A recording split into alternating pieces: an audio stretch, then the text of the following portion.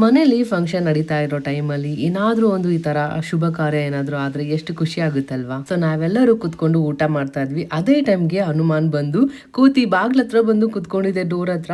ಎಷ್ಟು ಖುಷಿ ಆಯ್ತು, ಯಾಕಂದರೆ ಇದು ಯಾವತ್ತೂ ಈ ಥರ ಬಂದಿಲ್ಲ. ಇದೇ ಫಸ್ಟ್ ಟೈಮ್ ಬಂದಿದ್ದು. ಅದು ಬೇರೆ ಮನೇಲಿ ನಮ್ಮದು ಪಾಪದು ನಾಮಕರಣ ಇದ್ದಿದ್ದು ಶನಿವಾರ ದಿನ.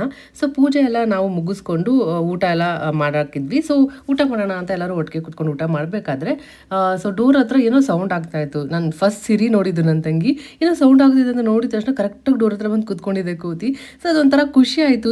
ಸಾಕ್ಷಾತ್ ಹನುಮಾನ್ ಬಂದು ಬ್ಲೆಸ್ಸಿಂಗ್ ಮಾಡಿದಾಗೆ ಒಂಥರ ಚಂದ ಅನಿಸ್ತು. ಹಾಗೆ ನಾವೆಲ್ಲರೂ ಊಟ ಬಿಟ್ಟು ಹೋಗಿ ನೋಡ್ತಾ ಇದ್ವಿ. ಚಪಾತಿ ಮತ್ತು ಬನಾನ ಎಲ್ಲ ಕೊಟ್ಟರೆ ಎಷ್ಟು ನೀಟಾಗಿ ಬನಾನ ಕೂಡ ಸಿಪ್ಪೆ ಎಷ್ಟು ಚೆನ್ನಾಗಿ ಬಿಚ್ಕೊಂಡು ತಿಂತದೆ. ಎಷ್ಟು ಬುದ್ಧಿ ಇದೆ ಅಂದರೆ ಕೂತಿಗೆ. ನಿಜವಾಗ್ಲೂ ನಮ್ಮ ಮಿಯಾನ ಕೂಡ ಫುಲ್ ಖುಷಿಯಾಗಿ ಹತ್ರದಲ್ಲೇ ಹೋಗಿ ಎಲ್ಲ ಕೊಟ್ಟು ಬಂದ್ಲು. ಸೊ ಅದು ಕೂಡ ಎಲ್ಲ ತಿನ್ಕೊಂಡು ಒಂದು ಒಳ್ಳೆ ಬ್ಲೆಸ್ಸಿಂಗ್ ಸಿಕ್ತು ನಮ್ಮ ಮನೆ ಮುದ್ದು ಕೃಷ್ಣಗೆ. ಸೊ ತುಂಬ ಖುಷಿ ಆಯಿತು. ಇದೊಂಥರ ಪಾಸಿಟಿವ್ ವೈಬ್ಸ್ ಥರ ಫೀಲ್ ಆಯಿತು.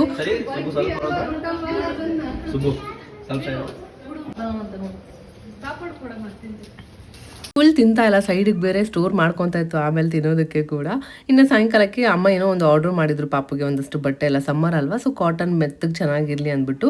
ಸೊ 10 ಸೆಟ್ ಏನೋ ಬಂದಿತ್ತು, ಎಲ್ಲ ಥರ ಕಲರ್ಸ್, ಅದ್ರ ಜೊತೆಗೆ ಚಡ್ಡಿ ಬೇರೆ ಬಂದಿತ್ತು. ಸಾಫ್ಟಾಗಿ ಚೆನ್ನಾಗಿತ್ತು ಅಂತ ಎಲ್ಲ ತೆಗೆದು ನೋಡ್ತಾ ಇದ್ವಿ. ಇನ್ನು ಸಾಯಂಕಾಲ ಹಾಲು ಹಾಕ್ಸ್ಕೊಂಬರಕ್ಕೆ ಹೋಗ್ಬೇಕಿಲ್ಲ. ಸೊ ಕರೆಕ್ಟ್ 5:30-6 ಗಂಟೆಗೆಲ್ಲ ಫ್ರೆಶ್ಶಾಗಿ ಹಾಲು ಕರೆದು ಬಿಟ್ಕೊಡ್ತಾರೆ. ಸೊ ಯಾನ ಕಾಯ್ತಾ ಇದ್ಲು ಹೋಗಬೇಕು ಅಂತ ಕ್ಯಾನ್ ಇಟ್ಕೊಂಡು ರೆಡಿಯಾಗಿ ಎಲ್ಲರೂ ಹೋಗಿದ್ವಿ. ಅವಾಗ ತಾನೇ ಸನ್ಸೆಟ್ ಆಗ್ತಾ ಇತ್ತು, ಚೆಂದ ಇತ್ತು ವೆದರ್ ಮಾತ್ರ. ಹಾಗೆ ಹಾಲಿಗೆ ತೊಗೊಂಬಂದು ಮನೇಲಿ ಹೋಗಿ ಟೀ ಮಾಡ್ಕೊಂಡು ಕುಡಿತಾ ಇದ್ರೆ ಎಷ್ಟು ಚೆಂದ ಇರುತ್ತಲ್ವಾ. ಸೊ ಇನ್ನು ನಮ್ಮ ಯಾನಾಗಿ ಈ ಕಡೆ ಅಜ್ಜಿ ಮನೆಗೆ ಬಂದ್ಬಿಟ್ರಂತೂ ಫುಲ್ ಬ್ಯುಸಿ. ಇನ್ನು ಎಲ್ಲರೂ ಒಟ್ಟಿಗೆ ಸೇರಿಬಿಟ್ರಂತೂ ಟೈಮ್ ಹೋಗೋದೇ ಗೊತ್ತಾಗೋದಿಲ್ಲ. ಸೊ ಸಾಯಂಕಾಲ ಮನೆಗೆ ಬಂದ್ವಿ, ಅಮ್ಮ ಪೂಜೆ ಎಲ್ಲ ಮಾಡ್ತಾಯಿದ್ರು, ಎಲ್ಲರೂ ಟೀ ಮಾಡ್ಕೊಂಡು ಕುಡಿದ್ವಿ. ಫುಲ್ ವಿಡಿಯೋ ಯೂಟ್ಯೂಬಲ್ಲಿ ಇರುತ್ತೆ. ಈ ವಿಡಿಯೋ ಇಷ್ಟ ಆದರೆ ಲೈಕ್ ಮಾಡಿ ಮತ್ತು ಫಾಲೋ ಮಾಡೋದನ್ನ ಮರಿಬೇಡಿ.